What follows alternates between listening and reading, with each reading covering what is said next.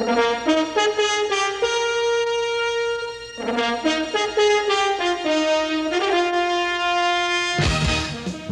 to What's Up in Real Estate, an important program for you and your family, covering the people, places, trends, and issues in real estate within the South Bay Area. With your hosts, Brian Stuckey, Dan Lawson, and featuring Greg Flowers. Now, here's Brian Stuckey.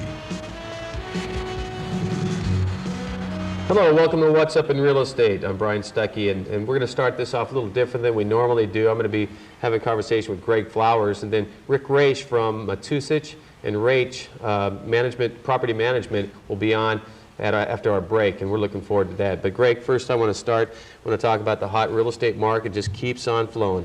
Yeah. And what I want to ask you, it's pretty much still a seller's market, isn't it? And with that, how are people feeling out there, buyers feeling about the fact that there's not a huge amount of inventory? It's tough. I mean, imagine you and I going out as partners and we're going to go buy a piece of property together. We get pre-approved, we do everything we need to do, but you know, we've got all our ducks in a row, and then we go and we put our offer in and it gets denied. Okay, well, okay, that's just the way it is. We go to the next property and it gets denied. And then we go to another one and there's, you know, 8 backup offers and it gets denied. So it's a repeated thing that people are feeling, just complete frustration. And what's happening is these people keep putting offers and offers and offers on property. There's multiple offers and it keeps driving the purchase prices higher and higher as these bids, you know, I'll go 20,000 over asking, I'll go 30,000 over asking. And it's a very difficult market. What I feel sorry for besides buyers is appraisers. Imagine what appraisers must feel these days trying to keep up with this craziness that's going on right now. One thing I noticed, I was at an open house one time, and it was interesting. It was funny for me, but I felt sorry for some of the people that were coming here. They're looking at yet another home that they were interested in buying, and they were inquiring about what it's going to take to get into this home.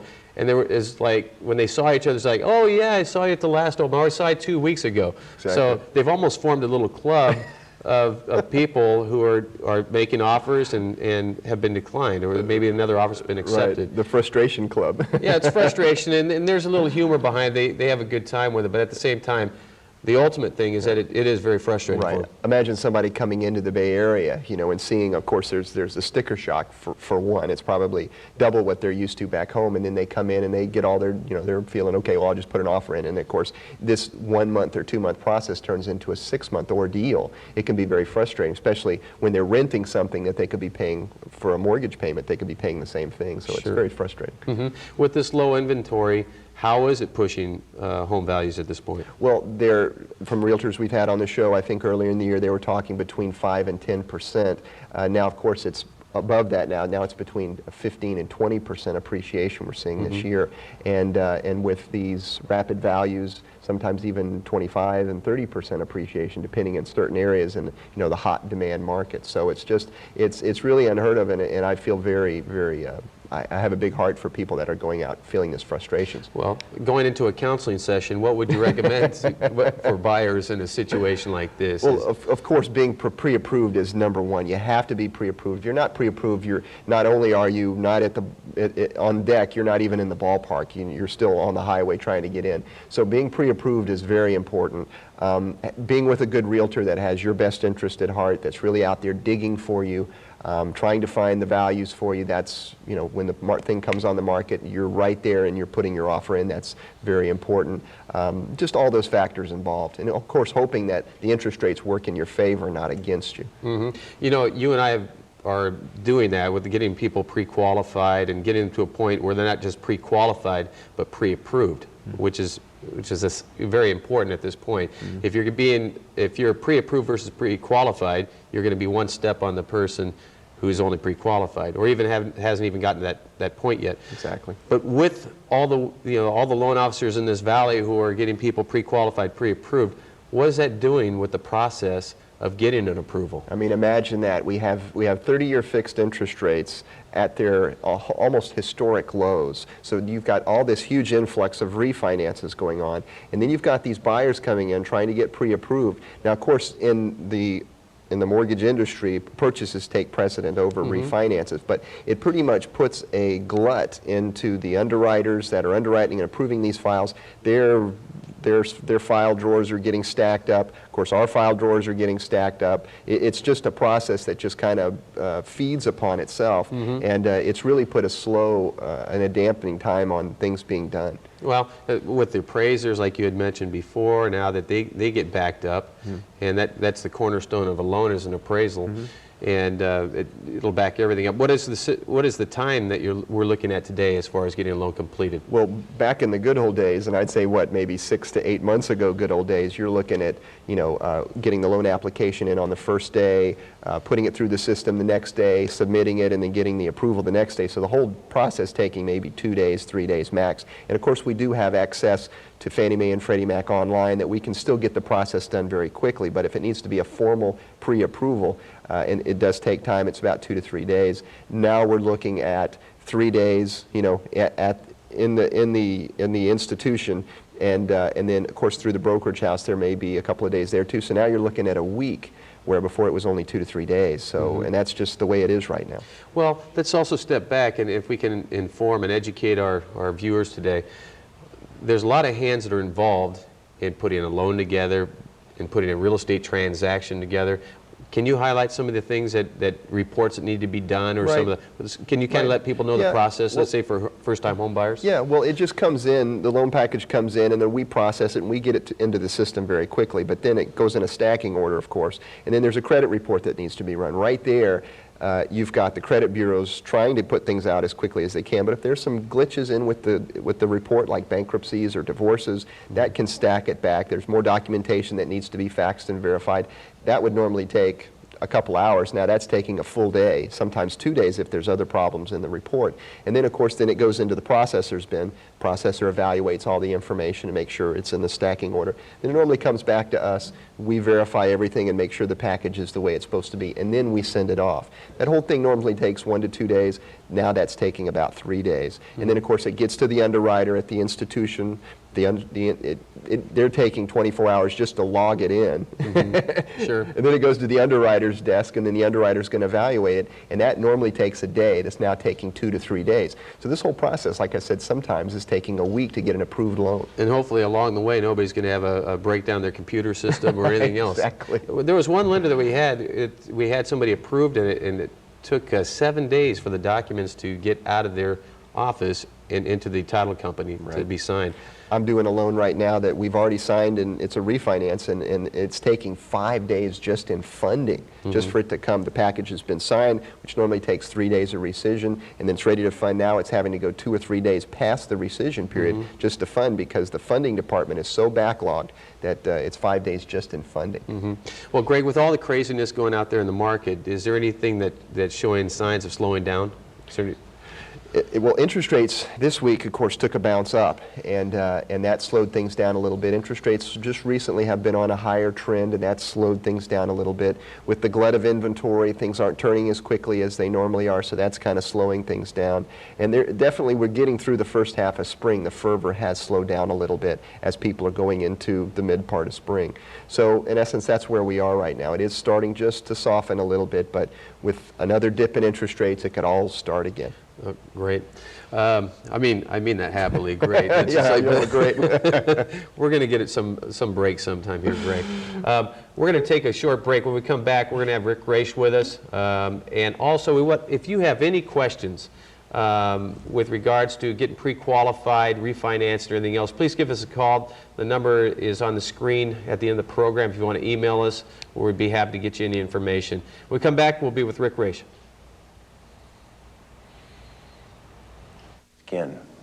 It's a difficult word to pronounce, especially for families affected by it. In April of 1994, my sister Gay died of scleroderma. It is a painful, disfiguring, and sometimes fatal autoimmune disorder. It is also surprisingly widespread. With your help, we can end the tragedy of this disease. Please call the Scleroderma Research Foundation, 1-800-441-CURE. Don't look away. Don't turn your back. Don't pretend you cannot see.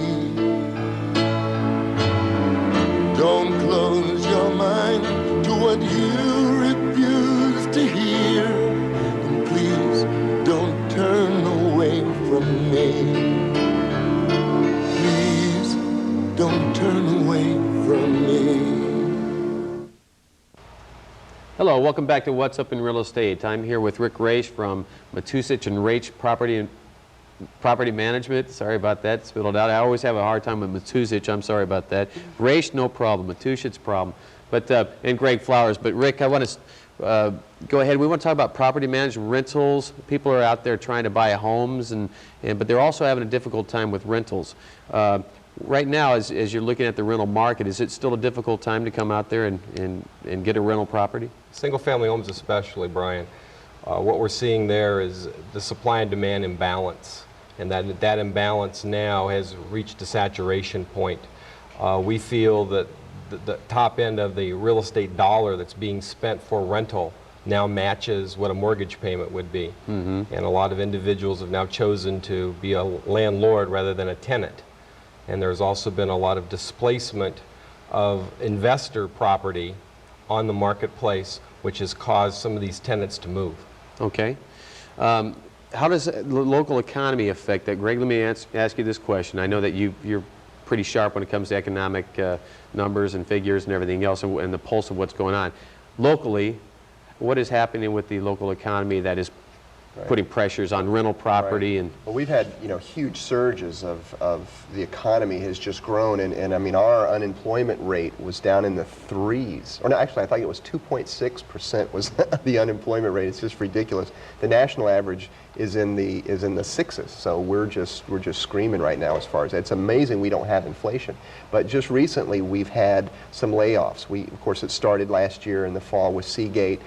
Just more recently Intel had some layoffs, and then just even more recently National Semiconductor just had some layoffs, and that of course is going to affect the market a little bit. It doesn't seem to be hitting right now, but maybe we're starting to see the top where things might start to be softening. I have recently seen some more inventory come on the market with listings, so maybe that might make things a little bit softer with price, because before it was just straight up. We were just seeing 10%, 15, 20%, 25% appreciation, and I'm sure with the rentals that must be something. What is the vacancy factor right now? That's got to be putting pressure on rentals.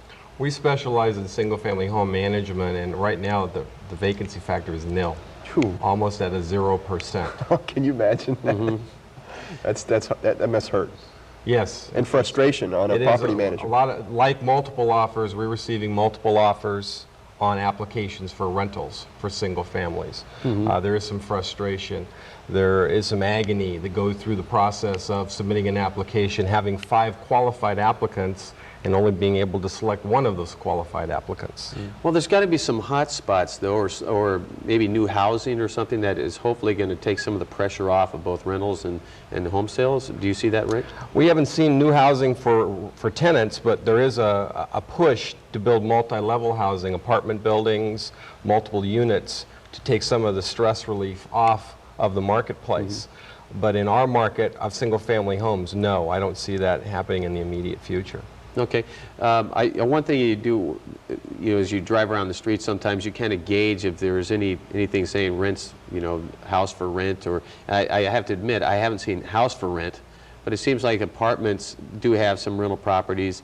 What you specialize in is, you mentioned single-family residences. Correct. But do you have any properties available at all where they might be 6 or more units?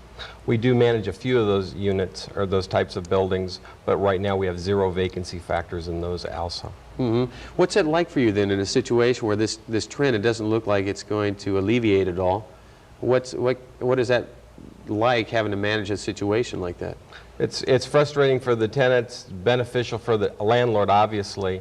I don't see a dramatic change taking place in the immediate future, but I think it will start slowing down with the economy doing what it's doing, with some layoffs coming, and the top end of the marketplace being paid.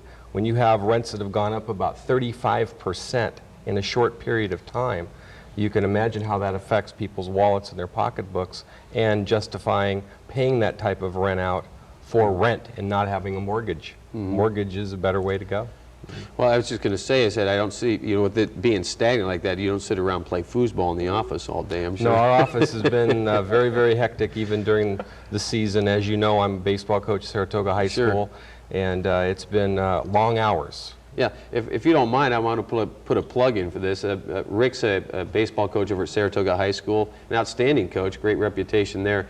And I'm coaching over at Lynbrook, so even though we do battle on the baseball field, it's nice lining up with them in the industry. And Rick, I want to ask you also you mentioned it's frustrating for tenants, it's frustrating for everybody in a stagnant kind of situation. Does this really give the hammer to the landlords to go ahead and raise rents, or what's that been like as far as increased rents? Well, I've been doing this for over 20 years, and this has been one of the few marketplaces where the landlord has control. And some landlords, I feel, in their greed process of the marketplace, are taking that control. We are seeing and hearing about $300 or $400 rental adjustments over a year period of time. Okay. Now, I'm wondering, too, is that if you've got these, with property management, do you also handle if they're involved in mortgage loans, that they're reducing actually their mortgage payment, and then in turn raising rents? Does that happen? That used to be in our marketplace, in our portfolio, when the market wasn't as dramatic as it is now. What's happened in my portfolio of management accounts is a lot of my investor owners, because of the real estate marketplace escalating, they have now chosen to put those properties on the market, and by doing so are displacing the tenants, stirring up the pot even more and making more displacement and more numbers to go out and seek rental housing. So it's even worse. It's almost like it's feeding upon itself. Exactly. It's just like, you know, a bad situation to begin with, and because of the greed factor, let's just say, it's even worse. So, you know, then there's less inventory, more renters.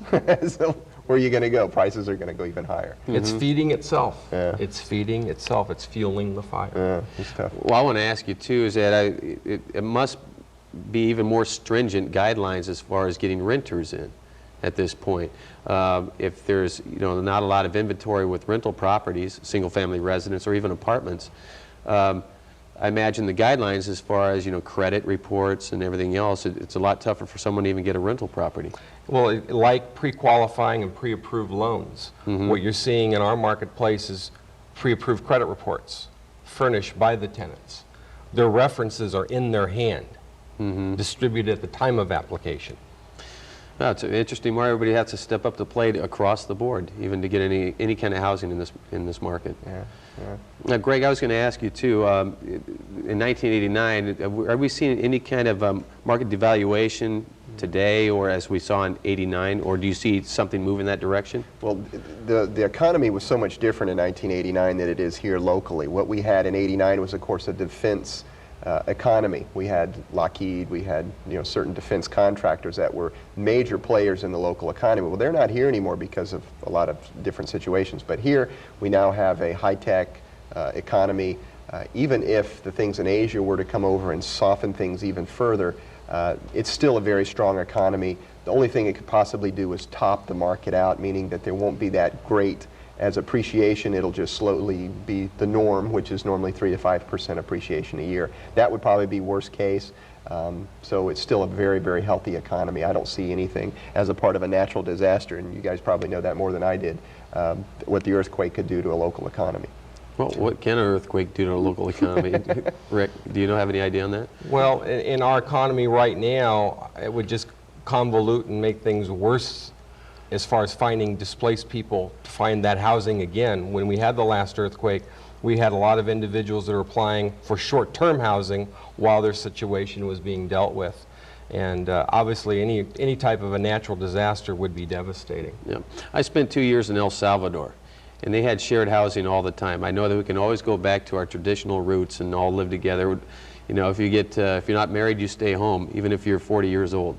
And but I hope that really doesn't happen. There was some humor in that, guys. But We can laugh now, that's what that means. oh, yeah, okay. What kind of trend? We've just got a few seconds left here, but what do you see down the road here as far as rental properties and property management at this point, Rick? My belief is that we are reaching our peak or pinnacle, and we will top out here in the next couple of months. And from that point, we'll establish a new plateau. That new plateau will just be in the normal marketplace, dealing with the transfers that are coming in or non-coming in due to the economics of the area. Okay. When we come back, we'll be doing some viewer mail. I want to thank Rick Raich for coming on. I want to apologize for Mr. Matusich for destroying his name, and we'll have you come on sometime and remedy that. So when we come back, we'll do viewer mail. We'll see you in a bit.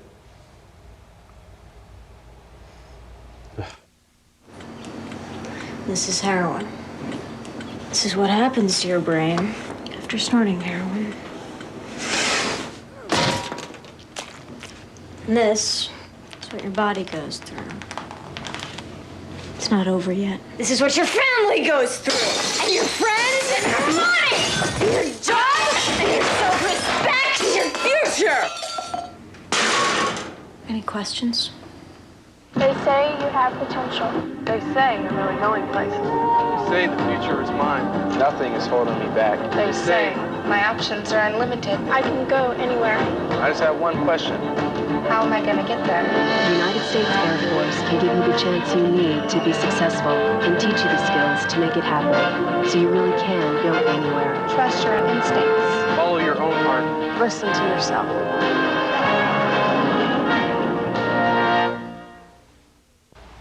Hi, welcome back to What's Up in Real Estate. Greg, I want to start off right at the back. You and Rick could have, I injected some humor there. You could have laughed, a courtesy laugh or I'm something. sorry, buddy. That's okay. We'll move on. I won't make it tough on you. Okay. But this is a great question that we got from Bill and Martha in San Jose, and basically they're buying a home, and it's actually new construction, and the contractor wants them to use, or the developer wants them to use, their mortgage company.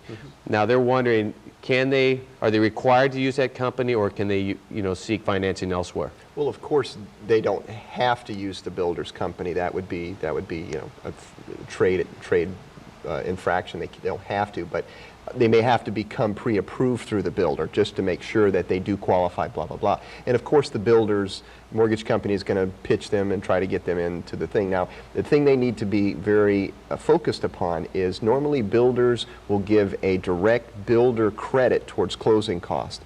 Those are things, if it's a direct credit from the builder to the borrower through escrow, that's something that is going to be very difficult for us to match, okay? But if the mortgage broker at the facility is simply buying the rate up to give a credit, then that's not a good deal. That just means they're going to be paying higher mortgage payments to pay off some of the closing costs. In essence, they're going to be paying for it one way or the other in a higher mortgage payment and a higher interest rate.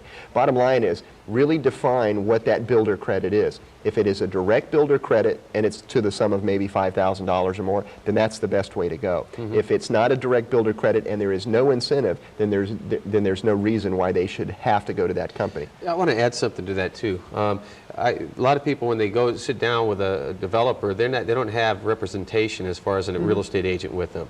I don't think they sometimes realize that not only do they have options in financing, but they can ask for some additional things when it comes to the property, like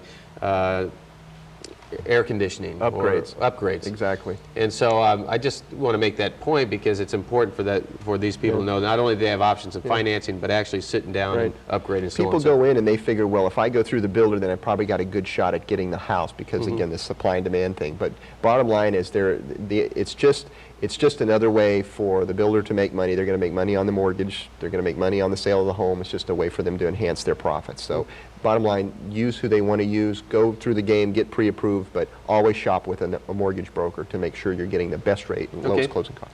John J. from San Jose is asking, what's the best type of loan for rental property? Great question for Rick, actually, too. And they've looked at it fixed and adjustable rates. What do we advise is to Bottom be the best line is, loan? how long are you going to hold the property? If you're going to hold it for a couple of years, adjustable is definitely the best way to go. Long term, go 30-year fixed. You're getting it at historic lows. Why is an adjustable rate a good option? Well, it's a good option because the payment probably be 2 percentage points lower than a fixed rate. So it'll be great for that 1 year it's fixed or 3-year fixed. You'll definitely save you money, but after that, it probably goes to an adjustable rate, and then it may not be attractive given whatever the state of the economy is in that time. So under 2 years, great loan, adjustable. Over 2 years, probably would consider going fixed. Okay. Mike P. from Saratoga is asking about reverse mortgages, and what is the concept and what benefit is it to him?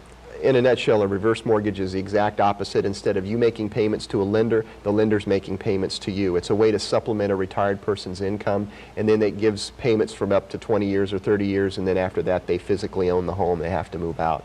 So it's just a way to supplement an income or retirement plan. It's a good option, but look at all the details, because in essence they don't own the home anymore. They are being paid by the lender owns the home. Okay. With a lot of these questions, if we're going on too quick, because this is a quick segment, give us a call. We'll answer any questions that you might have. Jonathan Q. from Los Gatos is asking, what is the best source of information for amortization schedules? I would like to see how much I need to add to my mortgage payment per month, and he's talking about a 30 or 15-year mortgage. Right. Bottom line is we have software at the office. Is just point, click, ship, and we can have an amortization schedule based on 10 years, 15 years, 20 years, 25, 30 years, and then that amortization schedule will show us how much additional he needs to put per month towards his principal to reduce the principal to be done in 15 years as opposed to just making the payment and it'll be done in 30 years. So have him give us a call. It's a very easy thing to do, and we'll be more than happy to send him whatever he needs. As well, we could give them amortization schedules if they plan on making, if it's comfortable for them to make an additional $200 a month payment. Exactly. We can let them know how fast they can pay it off. Yeah, exactly. And then instead of a 30-year loan, you pay $200 a month additional on top of your payment. You now have a 20-year loan. So at the end of 20 years, instead of 30 years, your home's paid for. Okay. As you know, Greg, we've gone through a little bit of roller coaster. At the time of this taping, we don't know what's going to be happening at that time, but where do you see interest rates going at this point? Well, like I said early in the show, we just had a little bit of a rise in interest rates. Just recently we had some softer numbers which came in the role of reduced wage increases, so that helped out the economy. Before we had other things that were boosting the economy, and we were wondering what the feds are going to do in this month, if they're going to raise or lower rates. Chances are they probably will not raise rates. They'll stay flat again, and then of course this big fluff that's gone into the market will now come down and we'll be back down at historic lows. Okay. In a nutshell, I hate to tell you this, but good news is bad news and bad news is good news when it comes to interest rates. When we have tough economic news, it's usually an indication that you can see a lowering of interest rates. Greg, thanks for coming on for this moment. And thanks for joining us here. If you have any questions, give us a call, email us, do it any way you want, but get a hold of us. We'll see you.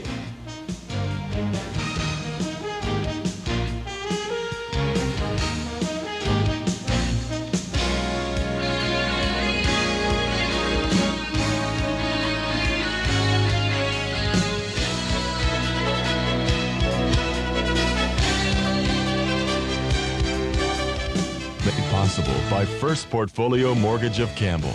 For questions, comments, or for more information, write us today. What's Up in Real Estate, 1901 South Bascom Avenue, Campbell. Or call 408-559-1700. On the internet, email to whatsup@firstportfolio.com.